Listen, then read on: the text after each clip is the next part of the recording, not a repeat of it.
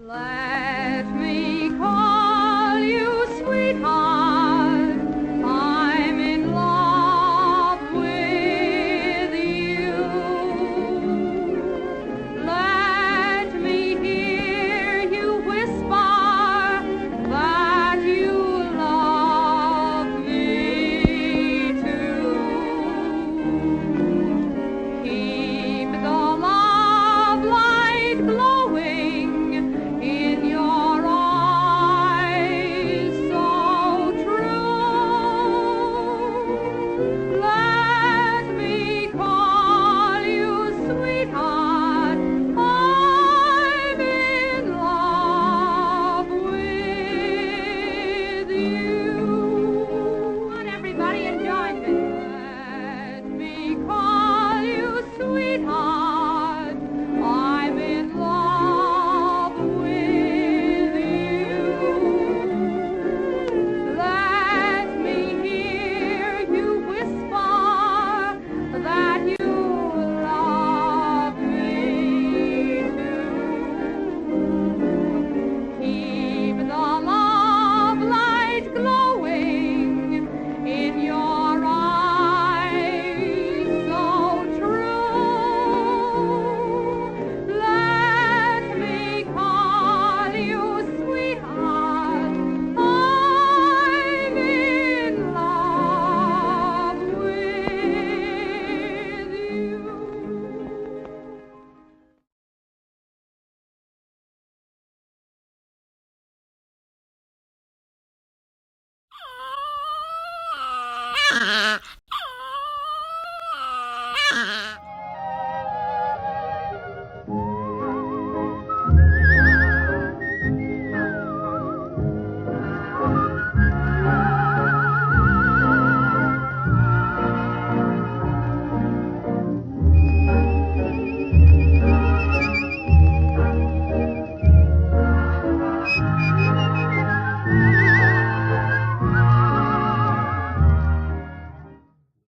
Glory, glory, hallelujah. Smithsburg, located in Washington County, was founded in 1813 by Christopher Stuffle Smith and was incorporated as a town in 1846 with a population of less than 200.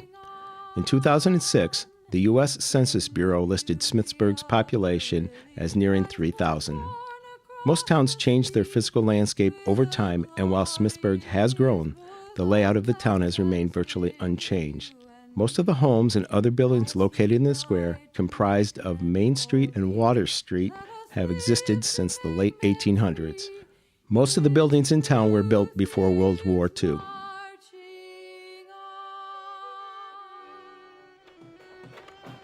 The first post office was built in November 1829 to serve Smithsburg's 136 residents.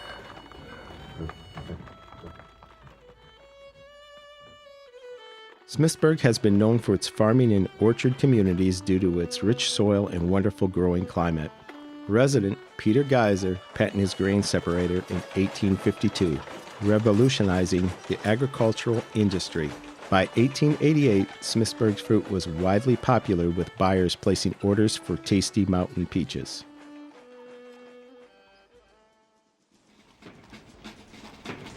Smithsburg was linked to the Civil War when both Union and Confederate troops marched through on their way to Gettysburg, Pennsylvania. In 1862, it served as a hospital town, treating wounded soldiers from the nearby battles of Antietam and South Mountain.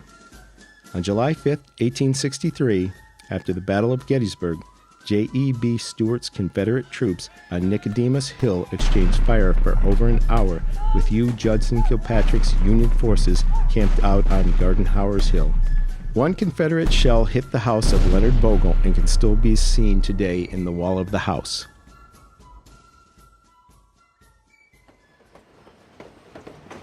In 1873, the Western Railroad was constructed, connecting Smithsburg to neighboring towns and cities, and provided transportation for the townspeople. And it's two of those townspeople we're here to celebrate today. Eula, born August 16, 1895 in Smithsburg, and Elbridge, born January 1, 1894 in Euclid.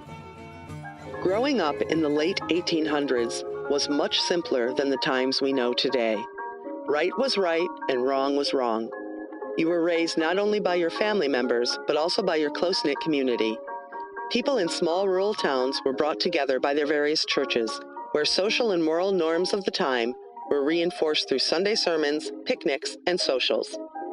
It was during this time, on August 16, 1895, that Eula Hattie was born into the blended family of her father, Oscar Philonym Harbaugh, a lumberman, and her mother, his second wife, Margaret Rebecca Holtzman.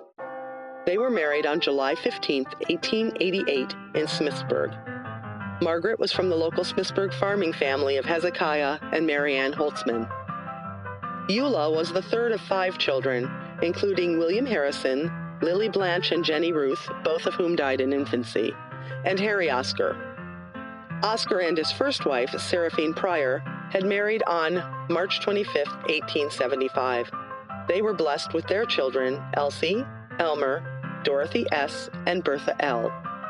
Sadly, Seraphine passed away 1 month after Bertha was born on November 5, 1880. Bertha passed 2 days after her mother. It was not unusual during those times for a woman to die during or soon after childbirth, and it was quite common to lose a child in infancy. Eula also had a half-sister, Laura May Harbaugh, who was born on March 4, 1883. Prior to her marriage, Eula lived in a 1700s stone house on Stollmeyer Road. Mount Bethel United Methodist Church was about 1.2 miles down the road. She and her family would walk to attend services there. Unfortunately, neither of Eula's parents lived long enough to witness their daughter's marriage. Oscar passed away of heart failure in Lance at the age of 57, when Eula was just 13 years old. Margaret Rebecca passed away at the age of 55, 8 years after her husband's death. Elbridge Owen, Elbra or Bibe as he was known, was born in Euclid, Maryland on January 1, 1894, to John H. Brown and Ellen Rebecca Wagaman. He was the only one of 7 children, including Flossie, David R., Burleton, Fleety, Leslie, and David P., to survive infancy. His parents sold land to the Germantown Bethel Church of God for $5 for a cemetery and are buried there alongside their infant children. Though it's not really clear how and when Bibe and Eula met, it's certain that they attended school together as young children. Surely they grew up in this close-knit community, knowing one another and being familiar with each other's families. Europe erupted into violence on July 28, 1914, with the start of World War I. When the United States entered on April 6, 1917, Elbridge was an Army private in Company A, 2nd Ammunition Train, stationed stateside, and possibly helped in transporting supply trains of ammunition to support the war effort. On November 11, 1918, the Treaty of Versailles was signed by Germany and the Allied nations, officially ending the war. On May 28, 1918, Elbridge and Eula applied for a marriage license to the Clerk of the Circuit Court, State of Maryland, Frederick County, and it was issued that same day. Dressed in their finest, they were married in the parsonage of the Methodist Episcopal Church in Smithsburg on May 30, 1918, by Pastor U.S. Landstreet. Though church records list both Bibe and Eula as being 24 years old, according to Eula's birth date, she would have been around 2.5 months shy of her 24th birthday. They were both shown as being residents of Lance, Elbridge being a farmer, and Eula a housekeeper. The records also indicate that the pastor's wife, Mrs. Landstreet, and Mr. Brown, believed to be Elbridge's father, were the official witnesses to the marriage.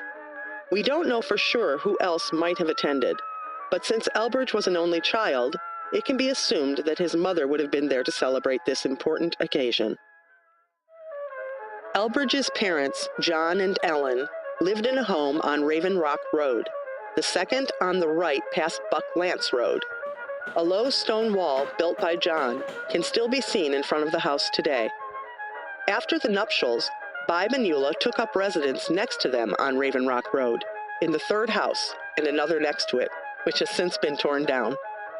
It was in one of these aforementioned homes that the newlyweds welcomed their firstborn son, John Owen, on November 4, 1918, and their second, Bertram Ralph, on April 6, 1920.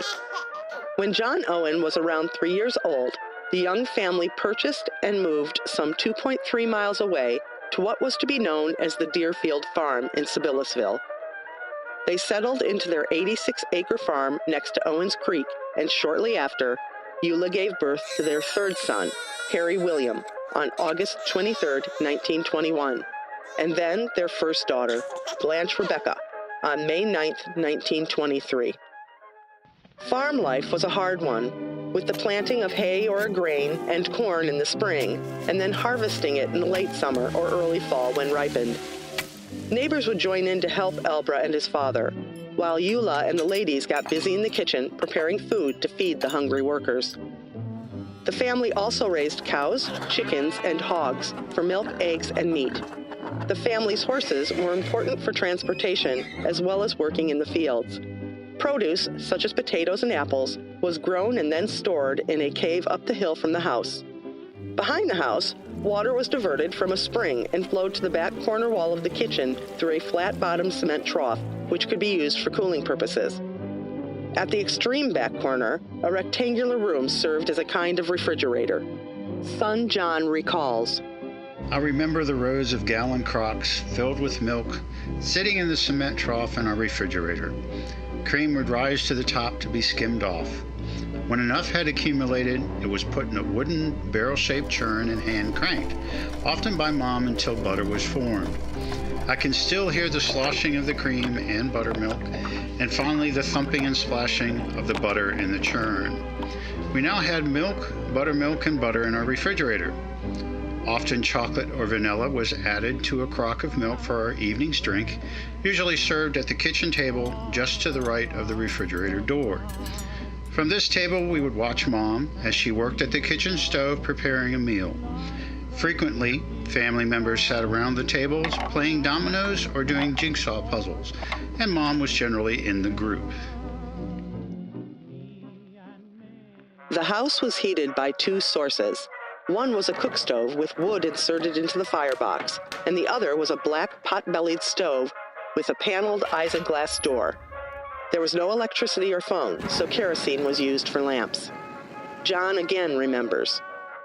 At night, if the urge arose, one had the choice between using a chamber pot and emptying it in the morning, or hastening down the stairs, across the porch, doing a left along the house to the two-holer. On a cold winter's night, guess which method was chosen? The advantage of choosing the latter, however, was that the two-holer doubled as a library. The Sears catalog was often available. It's not certain why the family gave up the Deerfield farm, though it's thought that Grandpa Brown may have become ill and unable to help out, leaving it more difficult for Bibe to maintain.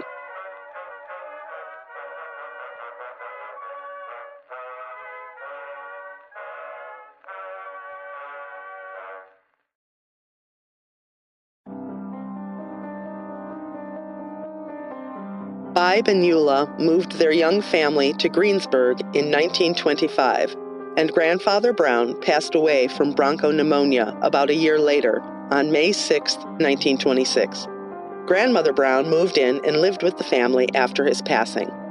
4 more sons were born here: Harold on September 23, 1926, Elbridge, or Al as he was known, on January 28, 1928, Richard, nicknamed Rick, on January 19, 1933, and Francis, who went by Jean, on June 21, 1934. The children who were old enough attended grammar school in an old 3-room building, some 0.3 miles down the road.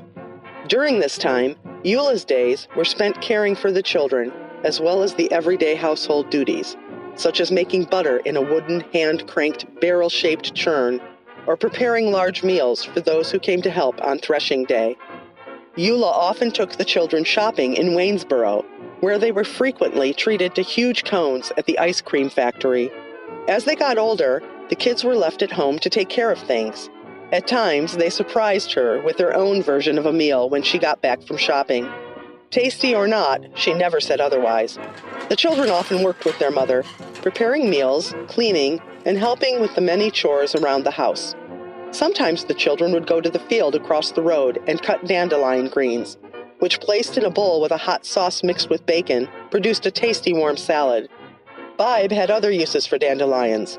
He turned them into wine for quote-unquote medicinal purposes. John remembers. Mom was the disciplinarian of the family. The favorite tool was the apple switch, a long, thin limber shoot from an apple tree or any other kind if an apple tree was not handy. This tool was applied, in many cases, vigorously and while on the run.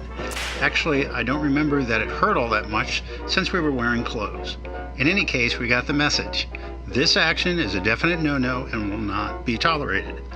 It must have been effective since I remember it to this day. Looking back, Blanche adds, Well, out there in Greensburg, I can still, when I think about it, I can almost feel it. Mother'd get those long switches. Boy, she didn't take it easy, and they'd be limber. They wrap around your hand. I think she probably did them good. Sunday school and church services at St. Paul's Methodist Church in Smithsburg were considered a must, and Eula made sure that it was part of their Sunday routine. At the time, dancing and movies were frowned upon by many, and most of their social life revolved around church suppers and socials, which they frequented often. On special occasions, Eula would take the family to Penmar, where they would enjoy picnics, ride the merry-go-round, make use of the concession stands, and enjoy the beauty of the park and the valley below. At the end of her long, hard days, Eula would enjoy what little spare time she had by playing the organ or the piano, centering on church hymns. Later, as her children got older and left home, she would play cards in various games such as dominoes, Monopoly, picture puzzles, and so forth, conning anyone she could into joining her. During free moments, the Brown children would play together using their handmade baseballs and bats, slingshots, rubber band guns, and pop guns. They also enjoyed rolling auto tires or metal wagon wheel hoops up and down the dirt road while tapping them with a stick, in addition to rousing games of hide-and-seek, cowboys and Indians, and cops and robbers. John remembers that the older children enjoyed playing a game of Andy-over, where a sponge or a softball is tossed by one team member from their safety zone on one side of a barn or similar structure to the other side and team. Whoever catches the ball runs around the structure to try and hit one of the opposite team before they run and make it to the free zone on their opposite side. Whomever gets hit joins the ball-wielding team. Then the opposite team starts the ball. The team with the largest number of members wins. Elbridge was a farmer at heart who was proud of his crops, especially his sweet potatoes, always quick to brag about. The October 24, 1929 stock market crash and oncoming depression resulted in plunging farm incomes. Even in this small community, the effects were felt, and the 14-acre farm with its crops and livestock, including a horse, a cow, hogs, and chickens, was not enough to sustain Bibe and Eula's growing family. To help make ends meet, Bibe took on odd jobs, such as working as a janitor at the Greensburg Elementary School, cleaning the 3 rooms and packing the stoves so that they wouldn't go out at night and the school would stay relatively warm for the students in the morning. While living in their 1904 home, John spent time working with his father and often thought back to memories of times we worked together sawing wood with a 2-man crosscut saw, husking corn, and of day long, from daybreak till after dark, trips to the mountain to cut, load, and bring home a load of wood, a 1-horse wagon load of fuel that was used in the cook stove and for winter heating. These activities were to me tiring yet satisfying. Something worthwhile had been accomplished. The sounds of the axe and saw and of the horses' hoofs and wagons still linger. During the early 1930s, during the Depression, I remember him with his double-barreled shotgun hunting rabbits for food while I tagged along, or the sight of him trudging home after a full day's work with a sack of potatoes over his shoulders as payment for a day's work. During the 1930s, Bibe began work with the Kreider-Reisner division of Fairchild Aircraft Manufacturing Company, formed in 1925 and based in Hagerstown. It became an independent division in March of 1929, just prior to the stock market crash. His children later agreed that he worked as a doper, possibly on fabric covers for many of the planes produced up through the mid-40s.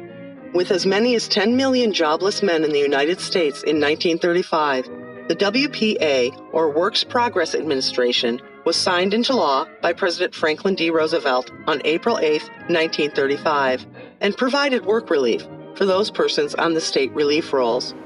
Construction projects employed predominantly blue-collar workers, and approximately 75% of WPA projects were construction projects.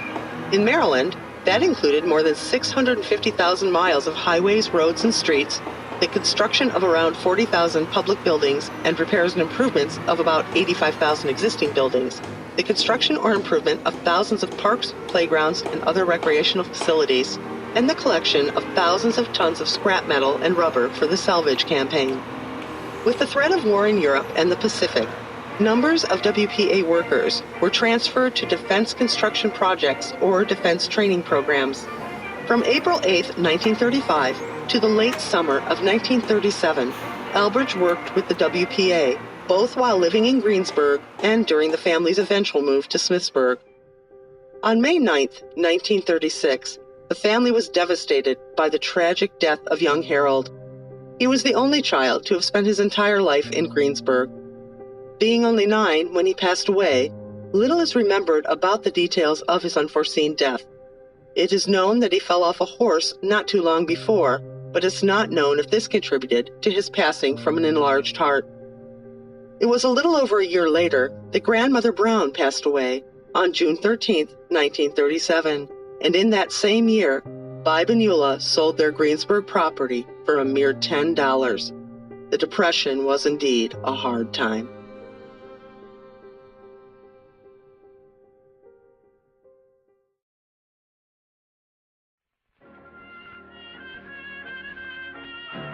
As the Depression retained its grip on the nation, Bibe, Eula, and their 7 remaining children moved into what was to be their first of 5 houses in Smithsburg, the Faust House, at 11 North Main Street.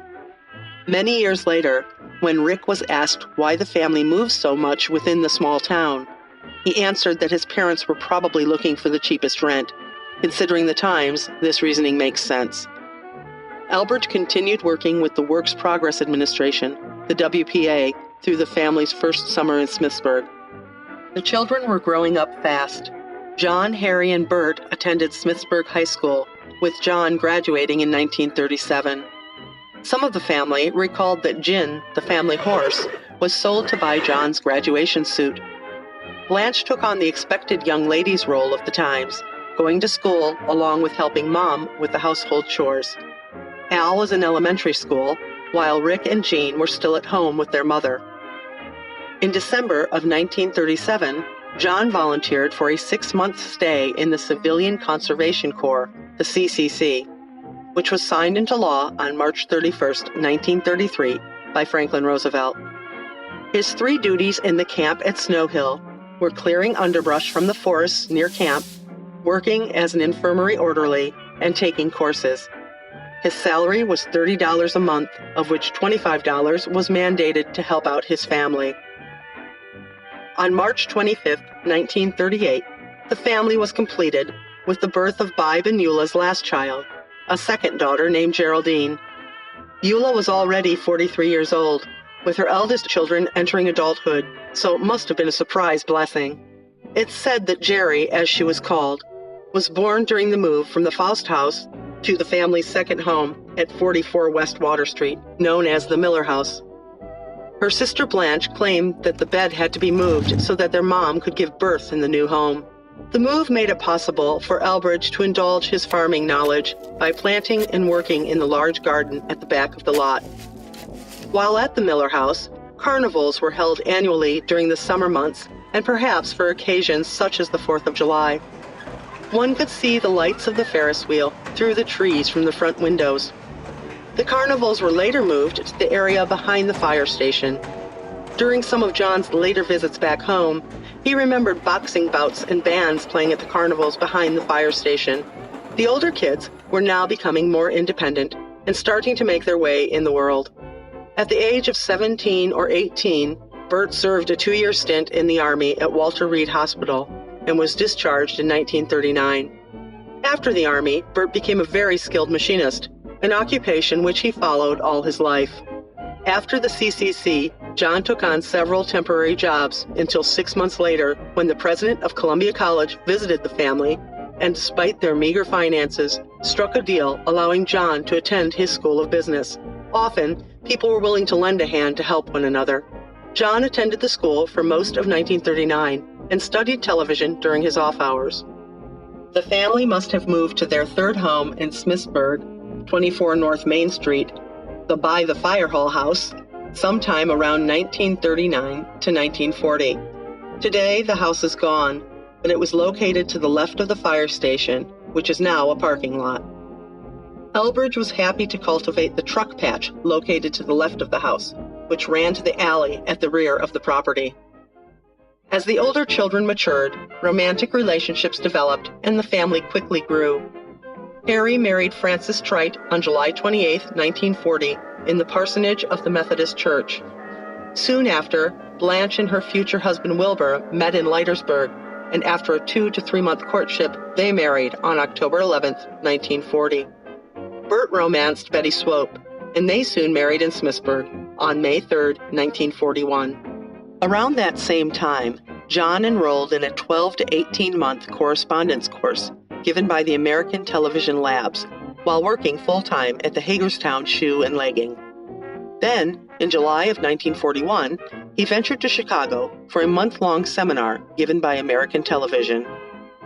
In the early 40s, the Brown family moved to their fourth Smithsburg home, known as the Old Drug Store at 12 South Main Street, which now includes 10 South Main Street.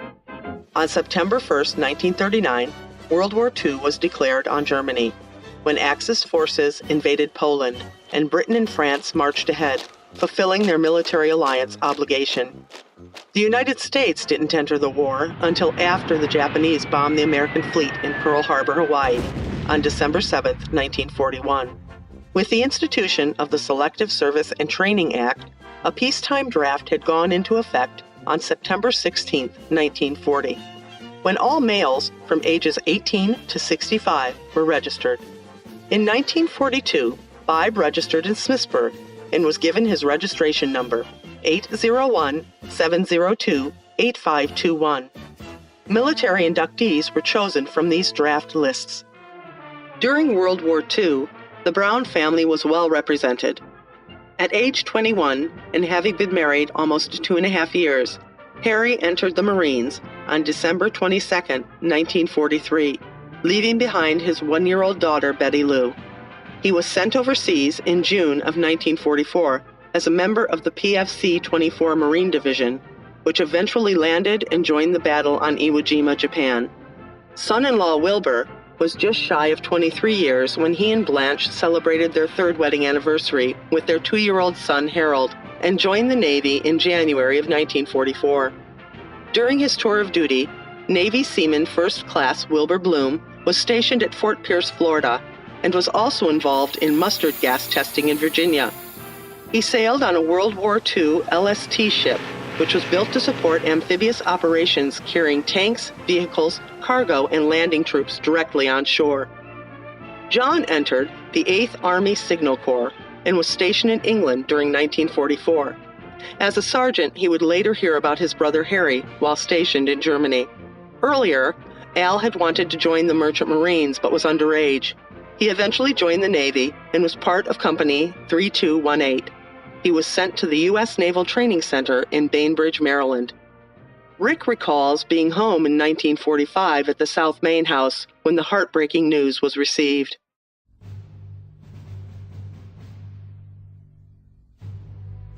Late in 1944, a photograph from Maui, Hawaiian Islands, arrived at the Smithsburg home. 2 uniformed U.S. Marines stand in front of a Hawaiian beach scene. The Marines, one a large man with hat cocked forward and to the side, the other smaller, with hat sitting flat on the head, smile at the camera. The smaller Marine, unknown to the family parents, Eula and Elbridge Brown, The other, their son, Private First Class Harry William Brown, serial number 935265, Messenger, 2nd Platoon, Company G, 2nd Battalion, 24th Marines, 4th Marine Division. Early in the following spring, the town postmaster knocked on the door of the Brown home. As a 12-year-old boy, I stood by as the postmaster passed to my mother a yellow telegram while mouthing a halting, "I'm sorry." The moment dreaded by thousands of World War II mothers had come with its grim possibilities of wounded, missing, prisoner of war, or killed in action. Scanning the message, she replied yes to the postmaster's query if she was all right, thanked him, and quickly went to the back door to call my father, who was working in the garden. Later, one of the blue stars in the window banner changed to gold, indicating that a family member had been killed in action. The blue stars for son John, Army, son Elbridge, Navy, and son-in-law Wilbur, Navy, remained the same. Another son, Bertram, had been honorably discharged by the Army upon completion of his enlistment in 1939, prior to the war. Stationed in Germany when he received word of his brother's death, on April 13, 1945, John wrote a letter to his mother expressing his thoughts. Here he reads it more than 70 years later. Dearest Mom, knowing me as you do, you will realize how very difficult it is for me to express my feelings at this time. No matter how terribly the loss of my beloved brother strikes me, it must have affected you 1,000 times greater.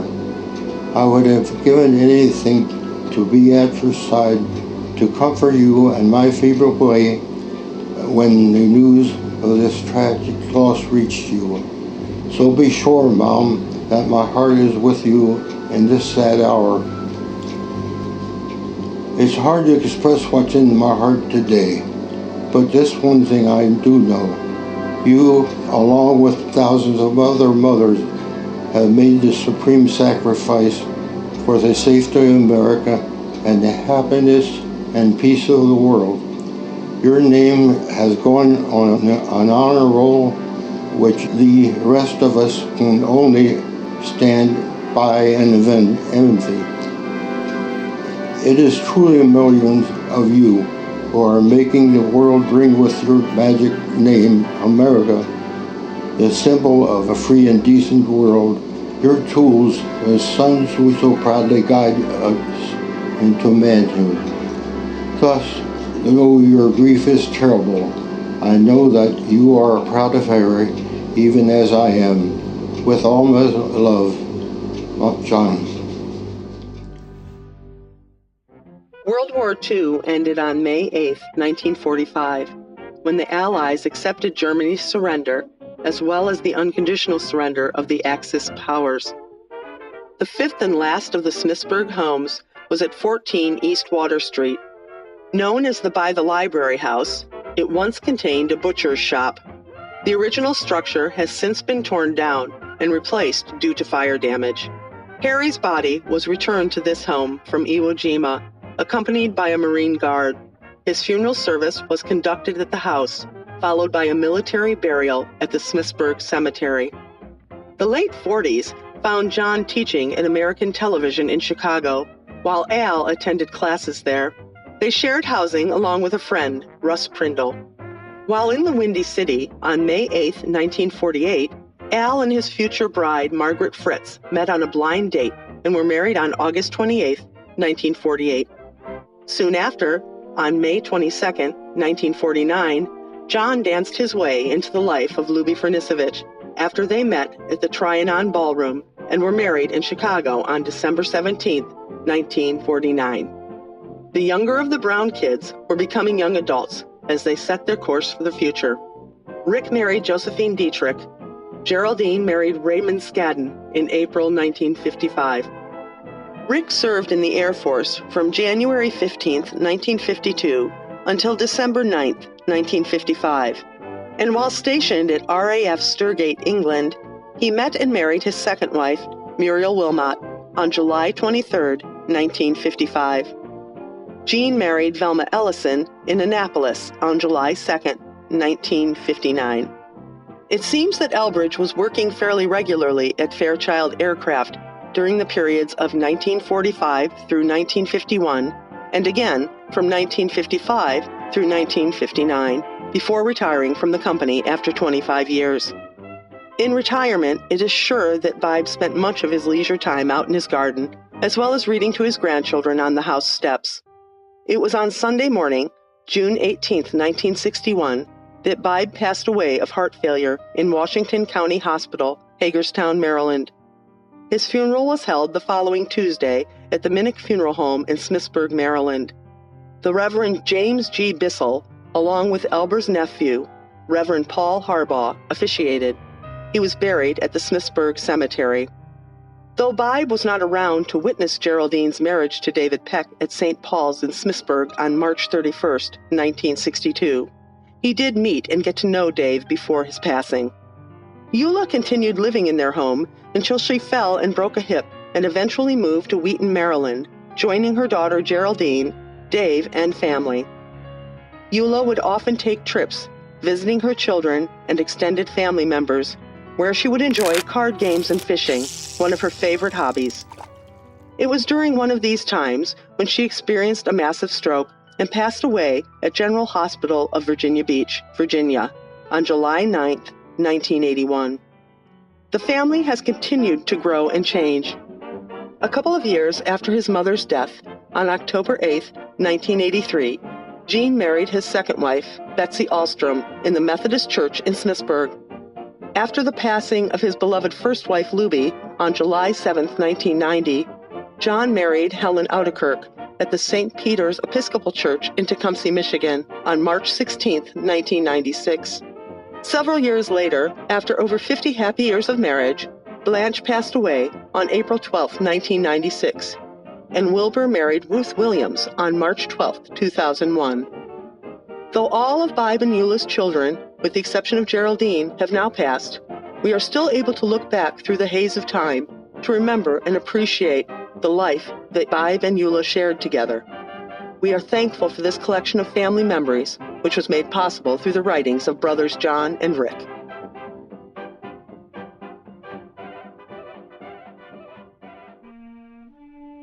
The population of Smithsburg grew to around 3,000 by 2016, but much of the town's physical landscape remained the same as it was when Bibe and Eula married 100 years ago. It was in St. Paul's United Methodist Church, this very church we are sitting in today, that they exchanged vows and began their life together, creating a legacy of hard work and perseverance through the most difficult of times. It was an era of great innovation when inventions like the radio, telephone, automobile, and television entered into history. And women finally gained the right to vote in 1920. Together they experienced the effects of World War I, Prohibition, the Great Depression, World War II, and the unimaginable loss of two of their beloved children. They raised a family of strong-minded children who grew to follow their own paths in life and create families of their own.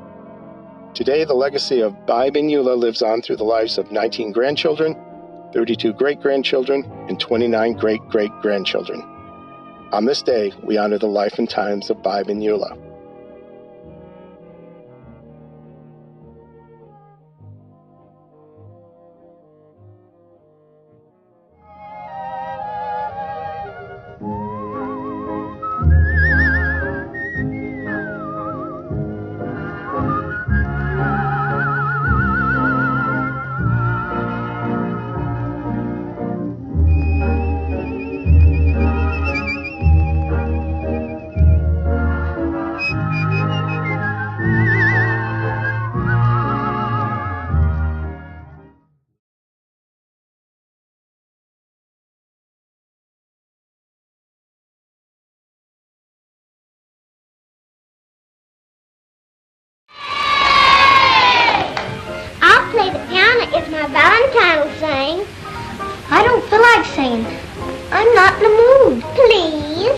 pretty, please? Come on, darling. You have a glass of water, please? Why, surely.